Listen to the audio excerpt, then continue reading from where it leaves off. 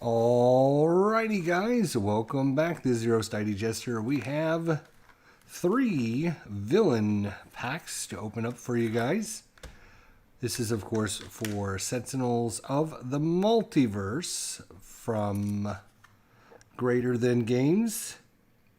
So we'll look at Ambuscade here first, just to open it up and take a look at what we see in the pack. So you get this little info card. Ambuscade is a superhuman hunter, seeks the ultimate prey, the heroes of the multiverse, including a unique deck of 29 villain cards, 2 character cards, and a divider. It is a difficulty of 2. Ansel Morneau, world-famous French actor, movie star, has a few dark secrets. His big game hunting hobby is spilled out of control. His constant need for bigger and more terrifying prey has him hunting the very heroes that protect the Earth.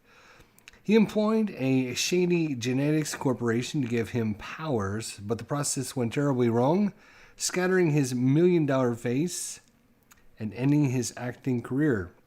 However, Ansel gained energy manipulation abilities from the process.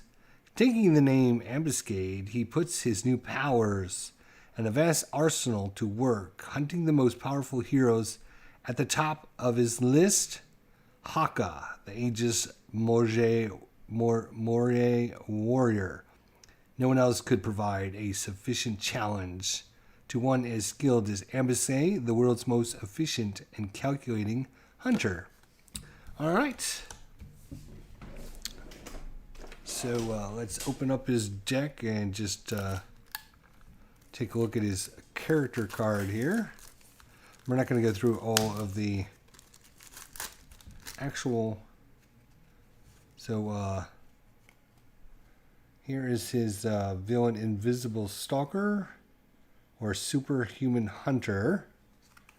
And to go along with that is his Superhuman Hunter card. At the start of the game, put Ambuscade's villain character cards into play Superhuman side up. Reveal cards from the top of the villain deck until H-1 device cards are revealed. Put them into play. Then shuffle the other revealed cards back in the villain deck. Gameplay. At the end of the villain turn, Ambuscade deals the hero target with the highest HP, H-1 projectile damage. And if you play him on advanced mode, reduce damage dealt to villain targets by 1. On his backside, which would be the Invisible Stalker, at the start of the villain turn, if the personal cloaking device is not in play, flip Ambuscade villain character card. Ambuscade is immune to damage. At the end of the villain turn, Ambuscade deals the hero target with the lowest hit points minus H-1 energy damage. And advanced damage dealt by Ambuscade is irreducible. So that is his superpower plus all of his cards and abilities and weapons. Run and gun, snatch and grab, sonic mine, unavoidable explosion, and vanish. Along with armed and dangerous, automated turrets, charged attacks, custom hand cannon, explosive launcher, personal cloaking device, quick sim patch, reactive plating, rigged to detonate. So there is his cards for Ambuscade. Alright, let's look at CHOKEPOINT. CHOKEPOINT manipulates equipment and bends energy to her will. With her power, she wreaks destruction. Includes a unique deck of 29 villain cards, 2 character cards, and a divider. And it looks like she's got 3 villain icons, difficulty of 2. Choke was a regular opponent of the Freedom Five and their allies, frequently at the Hearts of Trouble concerning military installations or stockpiles of weaponry. Her ability to communicate with metal on a primal level twisted her mind. In her unhinged state, she sought to free all metal from unworthy uses. It was hardly surprising that she allied herself with the vengeful Five when Baron Blade called. But when she was fatally wounded by knife, many believed that that would be the end of Choke. However, in a shocking turn of events, Choke's body melded with the energy crystal used by the villain known as Deadline, granting her knowledge and power. CHOKEPOINT was born, taking power from the tech of the heroes who stand in her way.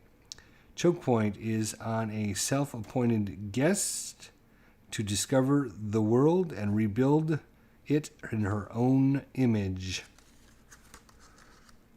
All right.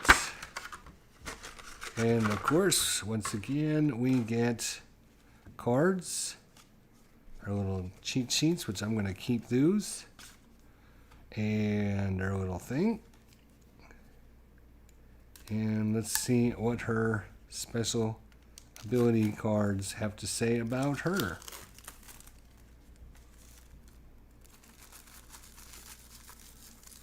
All right, what do they say? Well, they say on her... Ooh, kind of sticking together there a little bit. On her one side is 70 hit points, villain, Tectonics. And on our other side, it is the armored Amnius.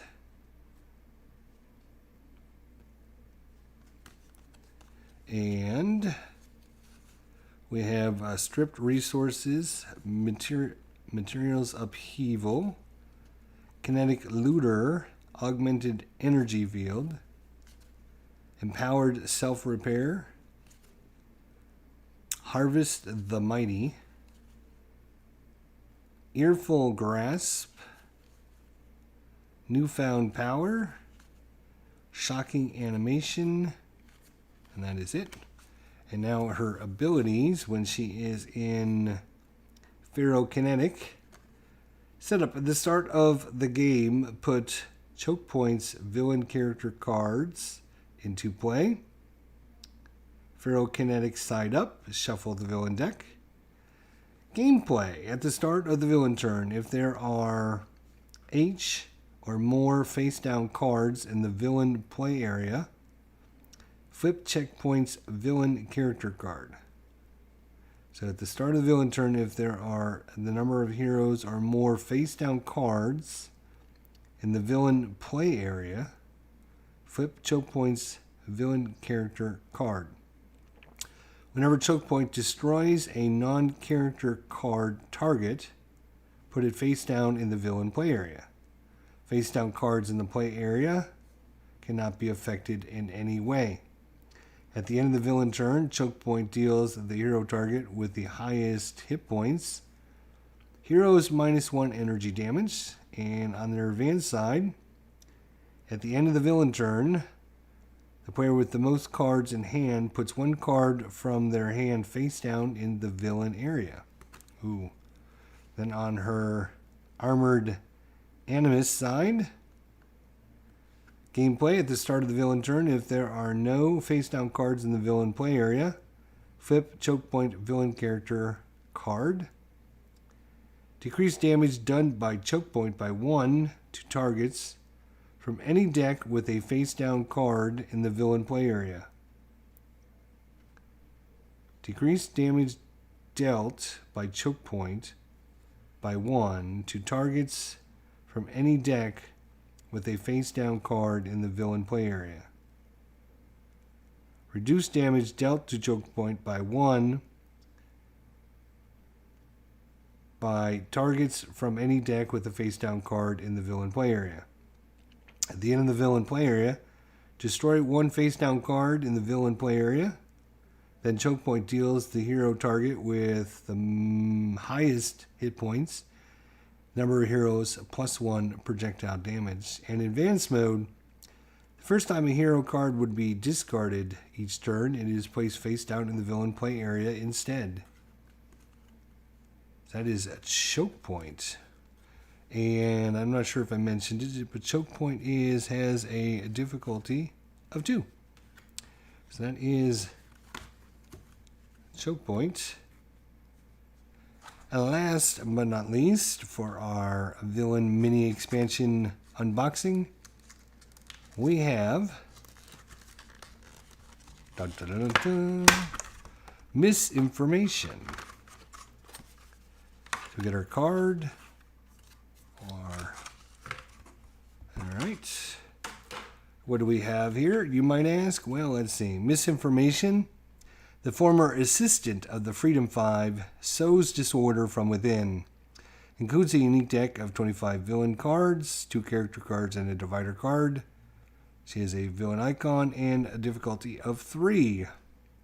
Amani Twain, while not a household name like Tachyon or Bunker, it is still a name of great importance. Obviously, Miss Twain has been the secretary of the hero team known as the Freedom Five for many long years of faithful service. But really, she's more than just a secretary. When the president needs to contact a legacy immediately, Amani Twain delivers the message without fail. When the Wraith grabs her utility belt, she knows that Miss Twain has made sure all of her ropes are pristine. When Absolute Zero drops off a cracked coolant hose, Miss Twain knows sure to doesn't get mixed in with the new ones. The Freedom Five trust Miss Twain to keep things running smoothly. Surely she would never turn against them, pitting heroes against heroes, or isolating or sabotaging them. That would be disastrous. Of course it would. Doesn't sound good at all, does it? Ooh. Let's see what we have here now. Amani Twain. Misinformation. Alright, so she has her villain is the Namor office worker. And on the back, it's the revealed saboteur. So in her Demore office worker, set up at the start of the game and put misinformation villain character cards into play. Demore office worker side up.